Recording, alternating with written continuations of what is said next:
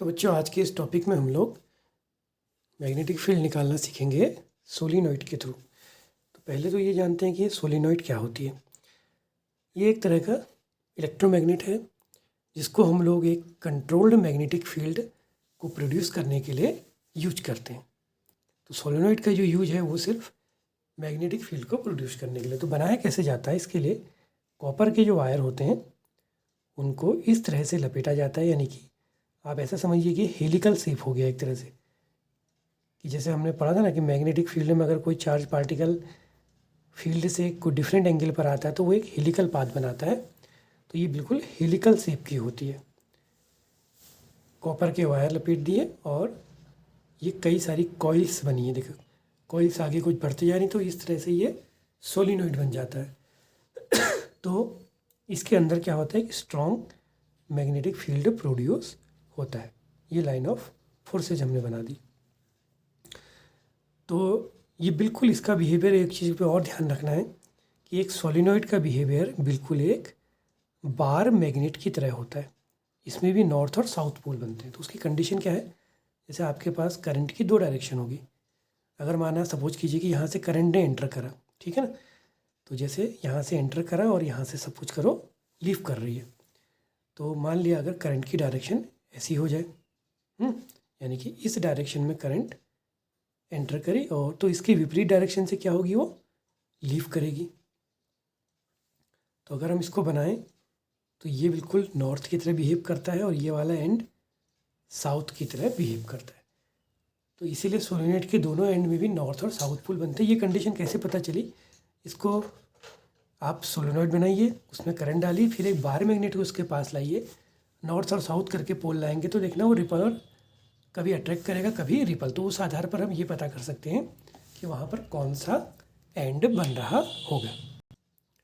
तो इस तरह से हम लोग सोलिनॉइड में नॉर्थ और साउथ पोल का पता कर सकते हैं। जैसे अब यहाँ पर करंट हमारे इस डायरेक्शन में आ रही है तो यहाँ पे नॉर्थ पोल बनेगा। तो यानी कि लाइन ऑफ फोर्सेस क्या होती है, नॉर्थ से साउथ की ओर जाती है, साउथ से नॉर्थ की ओर आती है ना, क्योंकि मैग्नेट की एक बड़ी इंपॉर्टेंट विशेषता क्या है, जैसे नॉर्थ है साउथ है तो मैग्नेटिक लाइन ऑफ फोर्स से नॉर्थ की और साउथ को जाती हैं, फिर मैग्नेट के अंडर वो साउथ से नॉर्थ को। तो अगर यहाँ नॉर्थ बनेगा यहाँ साउथ, तो लाइन ऑफ फोर्सेज को इस तरह से जाएंगे और यहाँ अंदर को आ जाएंगे। इस तरह से ये ऐसे निकलेंगे।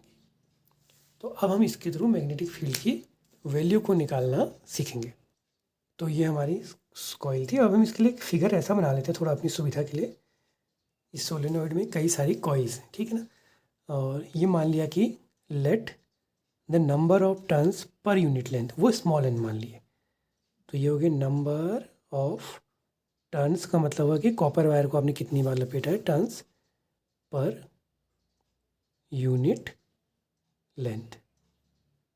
तो इसकी वैल्यू हमने स्मॉल एन मान ली। तो मीनिंग क्या है कि अगर अब हमें सोलेनॉइड के अंदर मैग्नेटिक फील्ड को फाइंड आउट करना है, ये इसका ये वाला एंड है और ये दो एंड हो गए।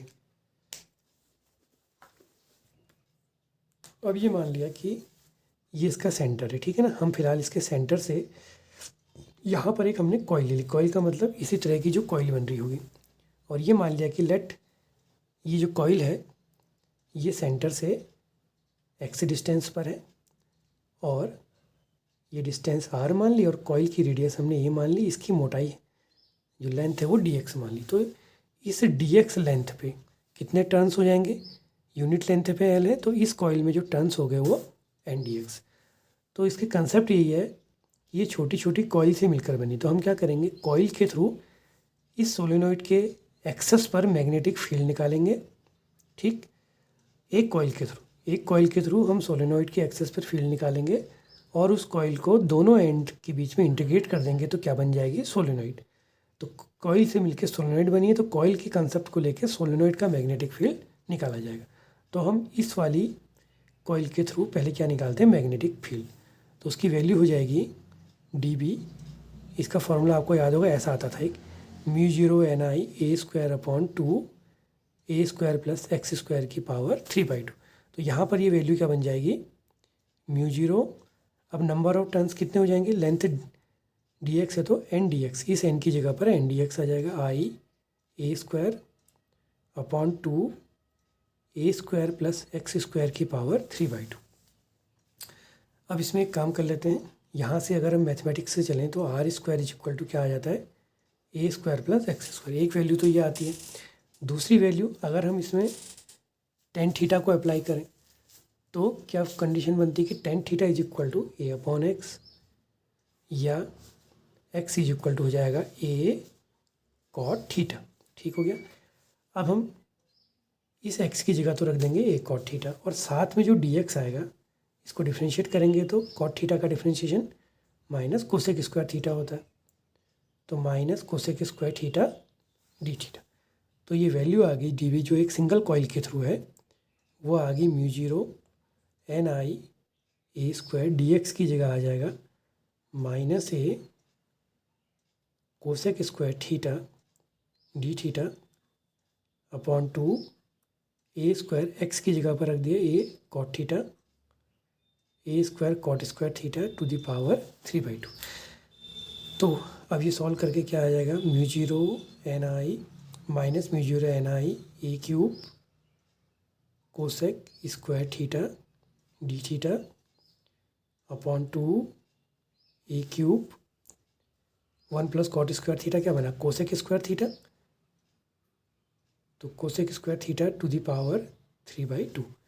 तो ये कैंसिल होके क्यूब हो जाएगा। तो ये फाइनल वैल्यू आ गई, ए क्यूब से a cube cancel, minus mu zero N I upon 2 cosec square theta d theta upon cosec cube theta. इससे इसकी 2 पावर कैंसिल होके 1 बचेगी। तो ये फाइनल वैल्यू आ गई D B equal to minus mu zero N I upon 2 1 upon cosec हो गया साइन थीटा और डी थीटा। ठीक, अब इसको इंटीग्रेशन करना है।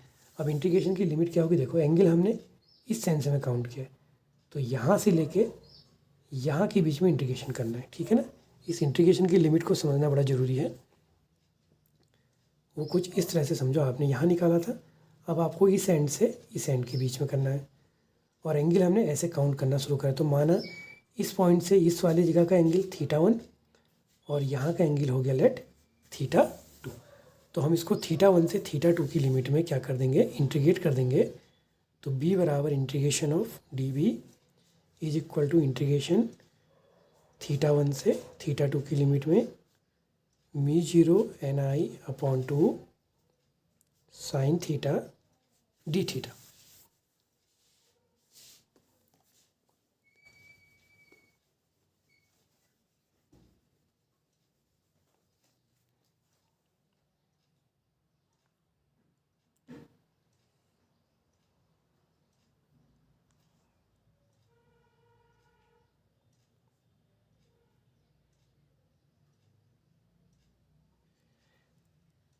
अब साइन थीटा का जो इंटीग्रेशन हो गया वो होता है माइनस कॉस थीटा।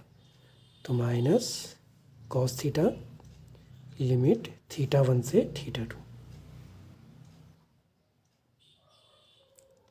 तो ये हो गया माइनस कॉस θ2, फिर माइनस कॉस माइनस θ1। तो ये माइनस माइनस तो प्लस हो जाएंगे क्योंकि एक माइनस ऑलरेडी है। तो ये वैल्यू आ गई mu zero N i by 2 cos θ1 minus cos θ2। तो इसको जब हम सॉल्व कर लेते हैं तो हमारे पास कुछ इस प्रकार का फॉर्मूला आ जाता है। अब इस फॉर्मूले को हम लोग ज़रा डिस्कस करते हैं। तो ये हमने देखा था कि एक एंड का एंगल θ1 दूसरे का θ2। तो ये हमारा मैग्नेटिक फील्ड का फॉर्मूला था। अब अगर मान लो अगर सोलेनोइड की जो लेंथ है वो इनफाइनाइटली लॉन्ग हो जाए, क्या करें, इनफाइनाइटली लॉन्ग। तो इनफाइनाइटली लॉन्ग होगी तो क्या होगा, ये लंबाई बहुत ज़्यादा, तो ये θ1 क्या हो जाएगा, लगभग स्ट्रेट यानी कि 0 डिग्री, और θ2 भी बहुत बड़ा होते जाएगा, तो ये भी 180 पहुंच जाएगा क्योंकि ये स्ट्रेट हो जाएगा एंगल।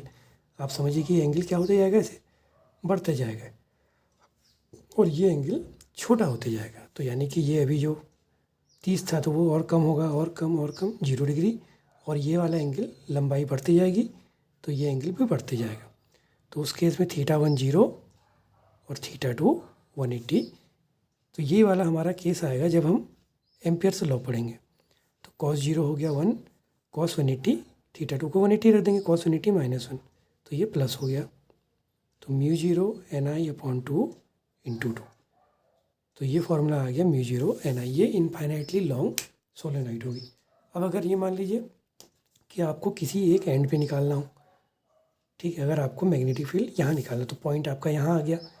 अगर आपको सोलेनॉइड के इस एंड पे निकालना है, तब उस केस में देखो थीटा 1 कितना हो गया 90, और थीटा 2 की वैल्यू वो जो भी होगी वो काउंट कर लेंगे। तो वन एंड पे जब आप करेंगे तो उस केस में थीटा 1 हो गया आपका 90 डिग्री, और थीटा 2 की वैल्यू वही रहेगी, मानो थोड़ी देर के लिए थीटा मान लिया, तो ये आ जाएगा म्यू 0 ni/2, तो कॉस 90 माइनस कॉस थीटा। तो ये फॉर्मूला इस तरह से भी निकल जाता है।